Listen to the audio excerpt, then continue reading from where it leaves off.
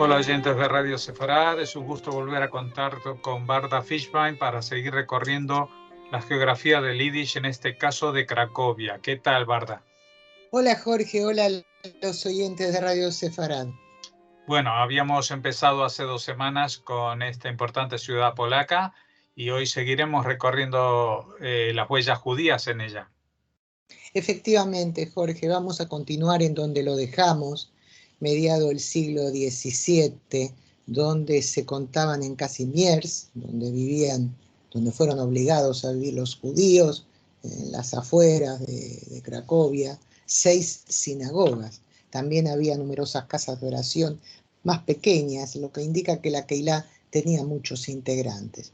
Pero los problemas acechaban. El deterioro de la situación de la comunidad judía en Kazimierz fue causado por varios factores, entre ellos el traslado de la capital de Cracovia a Varsovia. Recordemos que Cracovia había sido la capital de la llamada Pequeña Polonia.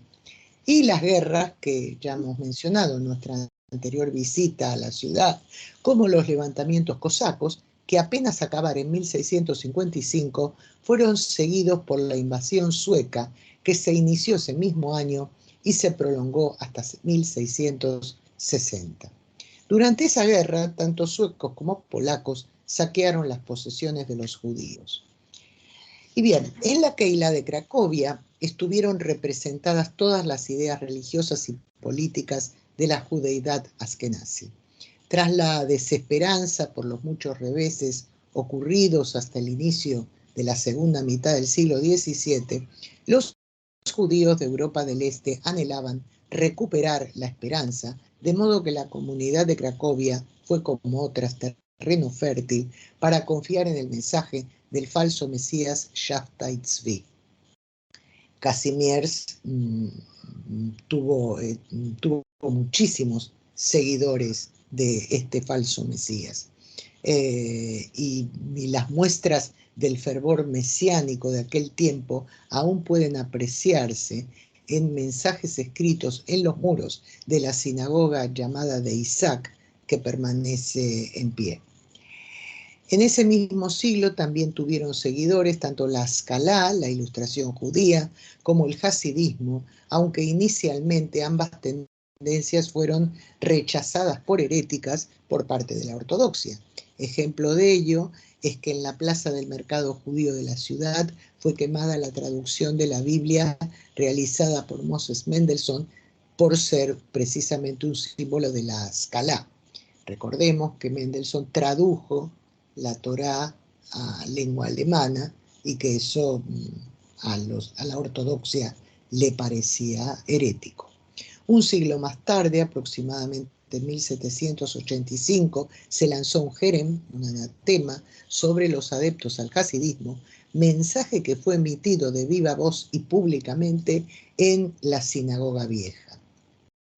Más tarde, al caer la República de Polonia y pasar a ser gobernadas Cracovia y Kazimierz por el Imperio de los Habsburgo, el hasidismo sí volvió a cobrar fuerza, mientras que la ortodoxia se había debilitado y no conseguía hacer prevalecer sus ideas.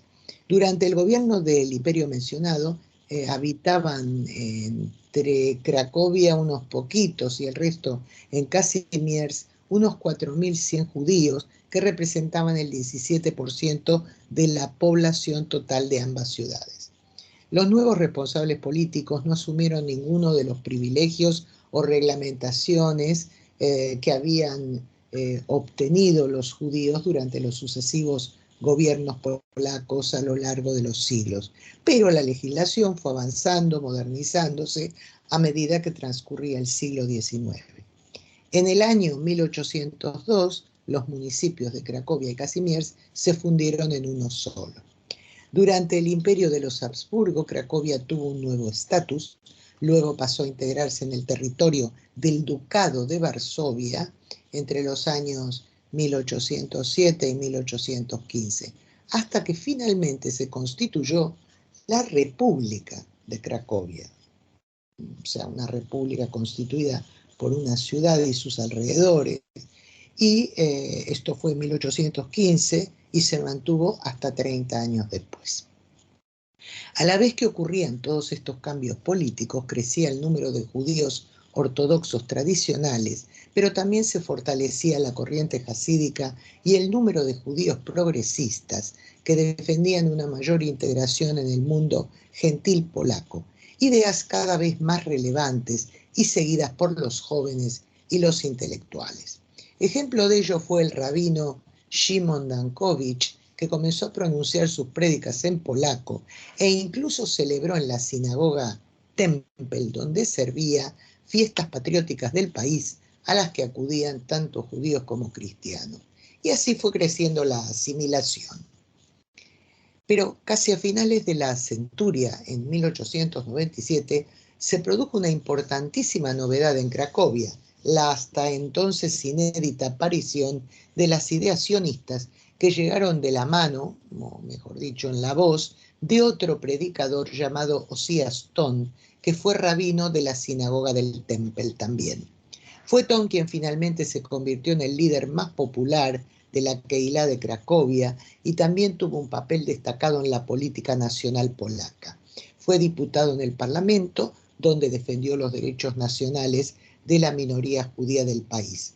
En Cracovia, por otra parte, entre otras iniciativas que llevó adelante, fundó un periódico en lengua polaca, Nowy Dziennik, que significa nuevo periódico, una escuela en lengua hebrea y la biblioteca Ezra.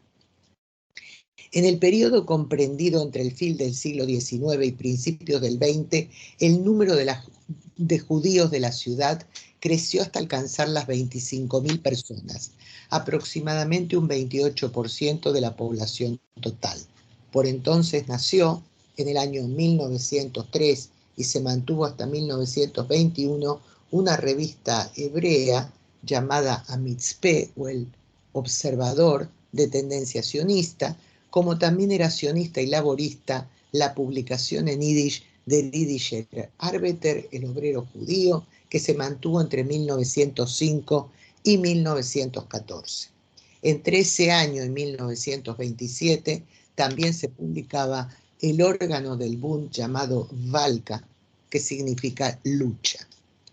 El año 1918, final de la Primera Guerra Mundial, vio el fin del Imperio Habsburgo, lo que fortaleció el nacionalismo polaco. Y como no podía ser de otra manera, eso significó violencia antijudía y los primeros pogromos en abril de 1918 y luego junio de 1919, lo que llevó también a crear los comités de autodefensa judíos. En 1931 ya eran 56.000 los judíos cracovianos. Aunque tradicionalmente la mayoría seguía viviendo en Kazimierz, poco a poco se habían ido trasladando a otras zonas de Cracovia y en el año mencionado el número de judíos que dejaban el suburbio ya era considerable. Algunos optaban por cualquier tipo de barrio de la ciudad y otros por el centro, de manera que por toda la villa se fundaron nuevas sinagogas y casas de oración. Entre ambas guerras mundiales, la Kehilá de Cracovia realizó una gran actividad social y cultural. Algunas de sus actuaciones fueron tan importantes como la fundación de una escuela secundaria hebrea, cuyas clases se impartían en polaco y en hebreo, y una escuela ortodoxa para niñas, Beis Yaakov. Con esta denominación pronto nació una red escolar para niñas, no solo en varios países de Europa del Este, sino que luego esta iniciativa de enseñanza también se trasladó a países de América del Sur y del Norte. Asimismo, nació por entonces un instituto de formación de profesores. En la época inmediatamente anterior al estallido de la Segunda Guerra Mundial, aún fue más intensa la actividad de todas las organizaciones religiosas, sociales y políticas judías de Cracovia, de manera que el modelo social de la judería de la ciudad se convirtió en una amalgama singular de cultura hebrea, yiddish y polaca. Pero a la vez la localidad acabó siendo el núcleo urbano más importante de polanización de los judíos del país. En un censo realizado en aquellos años, la cantidad de judíos que informaron que usaban cotidianamente la lengua polaca para comunicarse fue la mayor de Polonia.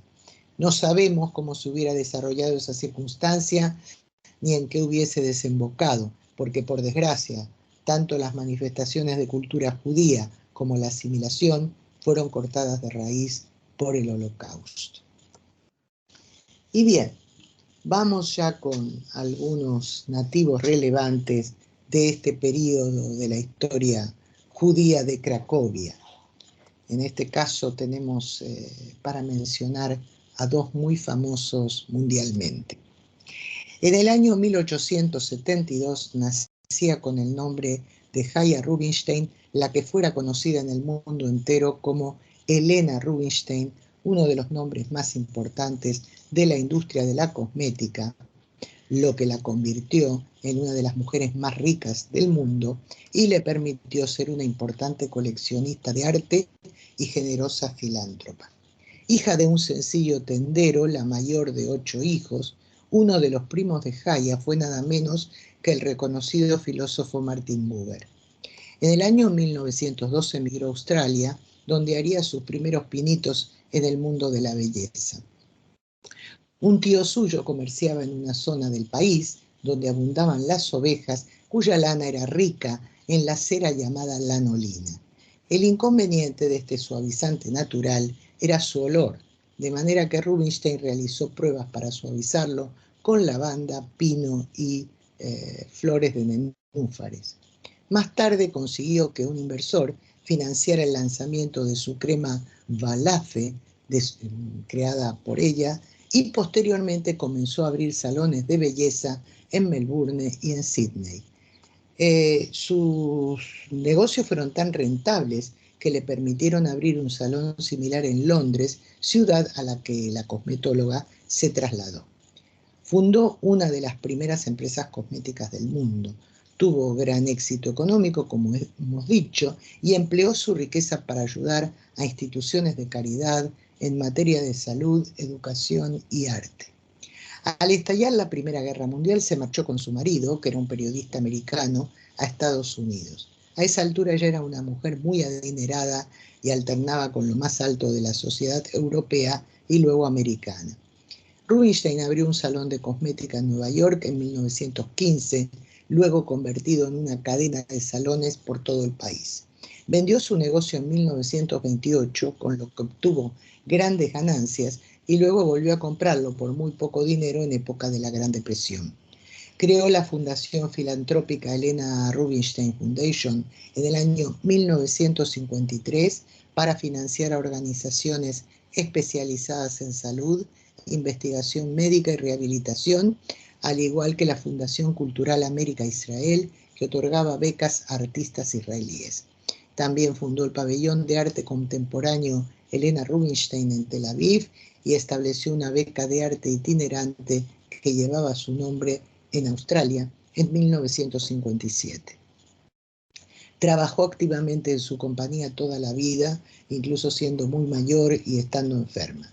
Helena Rubinstein falleció en Nueva York en el año 1965. No menos famoso y también nativo de Cracovia fue Max Fleischer, nacido Meyer Fleischer en el año 1883. Talentosísimo dibujante, caricaturista, escritor y cineasta, fue uno de los pioneros de los dibujos animados. Autor, creador de personajes como Betty Boop o el payaso Coco, llevó a la pantalla en forma de dibujos animados a Popeye el Marino o a Superman. Se le debe el haber patentado la rotoscopia en 1917, técnica que había utilizado ya 2 años antes para producir dibujos animados.